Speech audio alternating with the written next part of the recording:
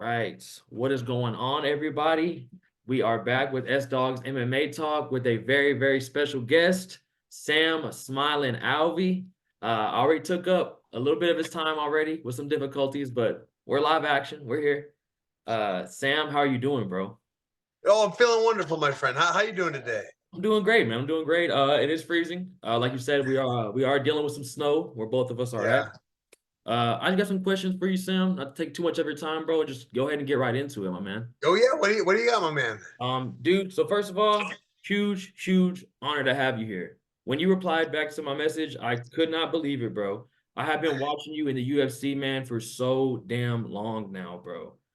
There's Oh, no, that I really appreciate. I appreciate you wanting to reach out to me too.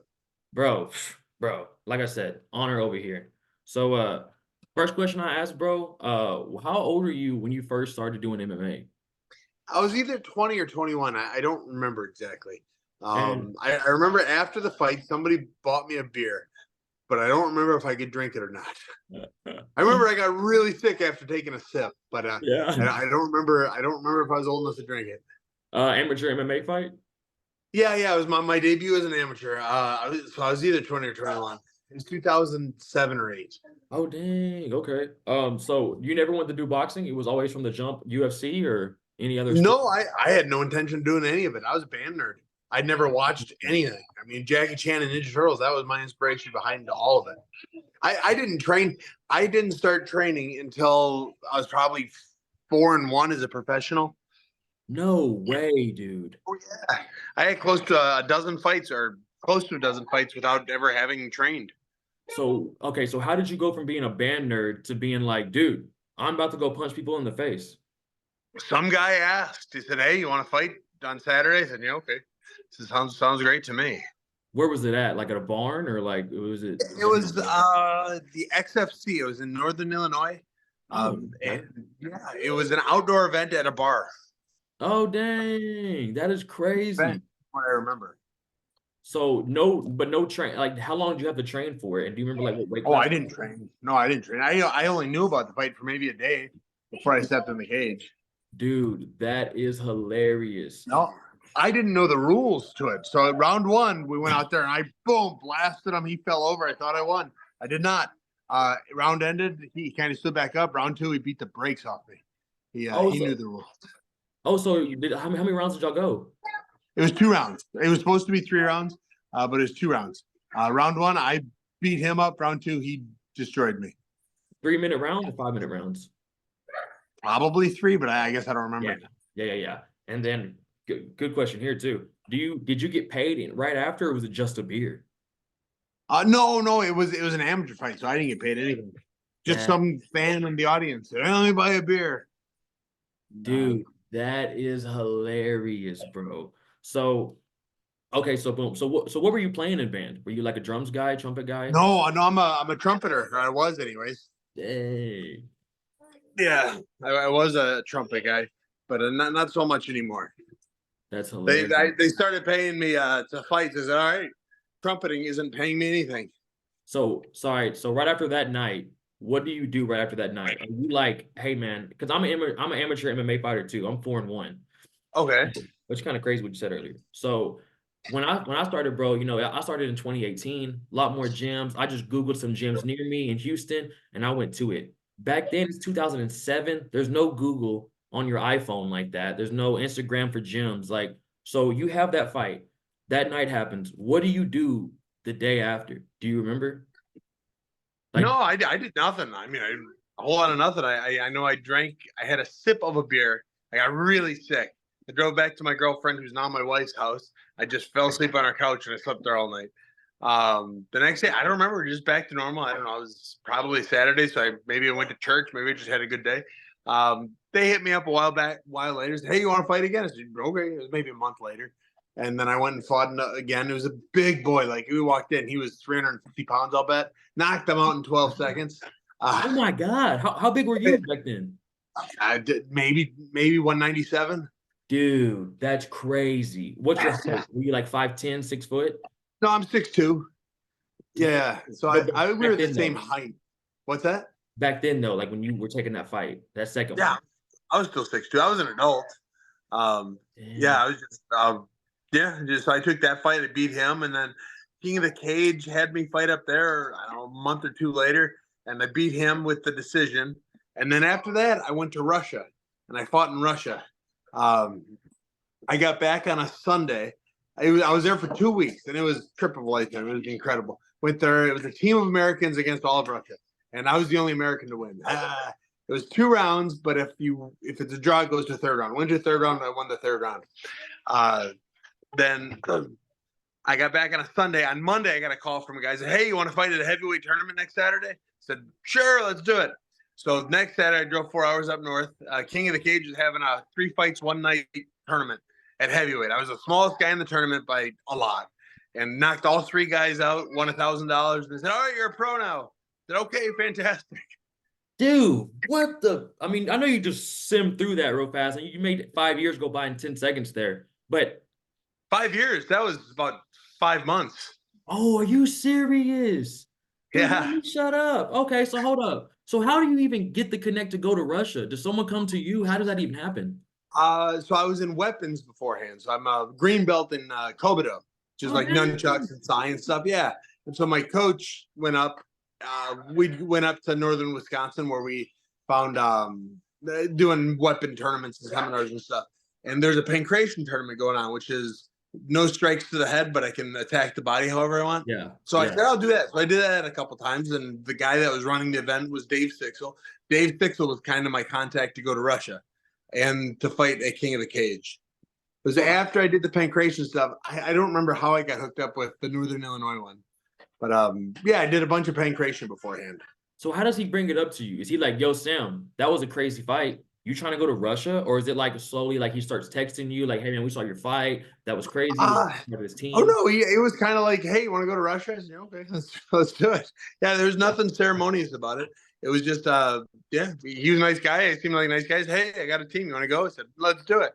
And I don't think it was a professional fight, but I did get paid. Like if you win, you get paid. And I won, so I made $900, which In about Russia? paid for my yeah. Oh, So at about paid for my flight. When we were there, everything was covered. I'm sure we were guests of the KGB. Like the streets parted for these guys. And for 2 weeks, we were treated like royalty. And then we fought, and it was at an old circus building. Backstage, like where we were warming up, there was lions and tigers and bears and stuff in cages. dude. Oh yeah. Oh my God, Sam. What year is this? It would have been 2007 or 8. 2007 or 8. All right. So Yeah, the Lions, Bears, like, that was all backstage. I remember I tripped over a rug on my way to the cage and I broke a toe. I was walking. I oh, remember that. hey. We got out there and the cage, like it was like a big circus building, so it was steep angles and all that. Is it packed? And the the ring girls were, I don't know what they're called, but they had like the feathers in their hair and the real tight, skimpy stuff, and their legs were kicking simultaneously together. They're whatever that's called. They were that. Um, the cage itself was like a schoolyard cage. Like it was just wire cage, and it was on puzzle mats. This is the most But Russian thing I've ever heard. but Oh I'll my bet you there God. were 3,000 people there. I'll bet you there was 3,000 people at this event. Um, and yeah, had a heck of a time. I was the only American to win. And I didn't know who I was fighting because they called me out at the time. I was 2-1. So Sam Alvey from America with a record of 2-1 fighting. And then I don't.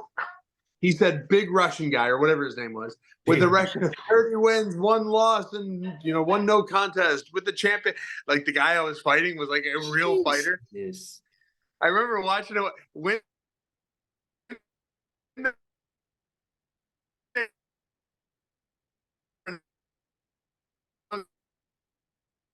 Like he was a little shorter than me, but then thicker than me. Like I'll bet you he was every bit of 205, and he's just covered in hair. Big hairy Russian guy. Sam, you kind of froze up on me real fast. Oh, you're frozen too. Oh, for real? Yeah. Oh, that's awesome. Yeah. Oh, there we go. There we go. So you said, my bad. So go back. What were you saying about him? Yeah. So they called me out and they said, Smiling Sam with a record of 2 wins and 1 losses. Say, hey guys. And then they called the other guy out, the Russian guy. And they said, all right, in the other corner, the big, scary Russian dude or whatever his name was, with a record of 30 wins, no losses, and one no contest with the championship of this or that. And as they're announcing this guy, I turned to Dave, who brought me over there. I said, Dave, who am I fighting? He said, I don't know, just don't get taken down. I said, okay, I won't. So I didn't get taken down, and I beat this guy. And keep in mind, I still wasn't training. I was still doing nothing. I found a way to be in Russia, and I beat this guy in a decision over 3 rounds. And yeah, it was great. I had such a blast over there. Came home, and then I was home on a Sunday. On a Monday, I got a call from Dave. Said, hey, you want to fight in a heavyweight tournament in 3 days? I said, let's do it. And then I went up and beat 3 guys in one night. Turned pro. Dude, that is wild. Right back to this Russia story real quick. When you get there, right? Dude, I want to know this so bad. So when you get there on the plane, how deep are y'all? How many Americans like do you go over there with and with the coach? There are 5 of us. There's 4 fighters and 1 coach. Y'all are crazy. Okay, so y'all go over there 5 deep in Russia. That's psycho. So y'all land there. What is going through your head, bro? Are you like, is this real right now? A month ago I was just taking my first fight. Now I'm in Russia, about to fight Drago. Like, what is like going through your head, Sam? Like, this is insane to me, bro. Like, I couldn't imagine landing in Russia.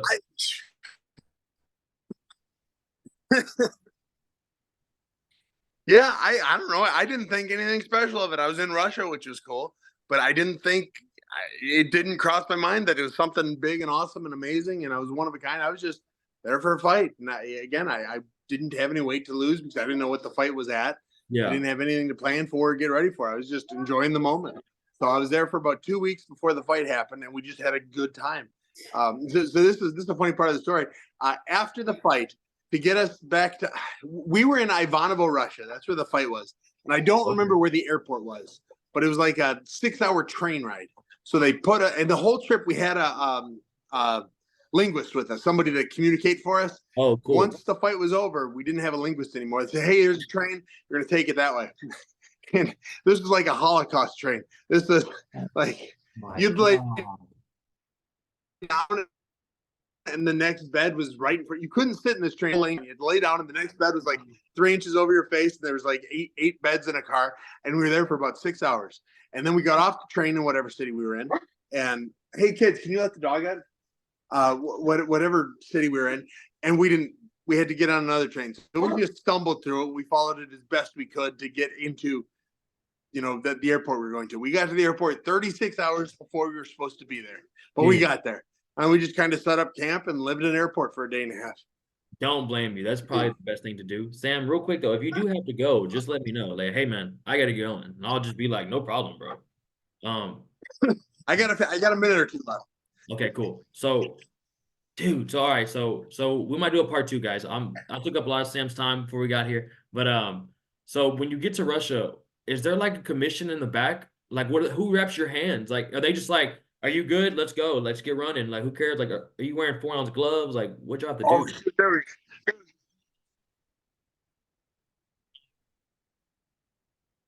No, there was no commission. When I started fighting, there was like no commission anywhere. I still wasn't wrapping my hands because I didn't know anything about it. So I just went out there with a pair of gloves. If I had to bet, I'd say I was wearing like the Century brand. They're probably like 2 ounces or something. Yeah. But I still wasn't wrapping hands or doing anything. I had a cup and a mouth guard. I remember that. And I wore gloves. I don't remember if they gave them to me or if I came with them. But they were nothing special. No hand wraps, no nothing. No medicals, no nothing. Dude, that is crazy, Sam. That is wild, dude. I cannot believe you had to be like, I can't believe you got to like be part of that. How many fights did you have that night? Just one?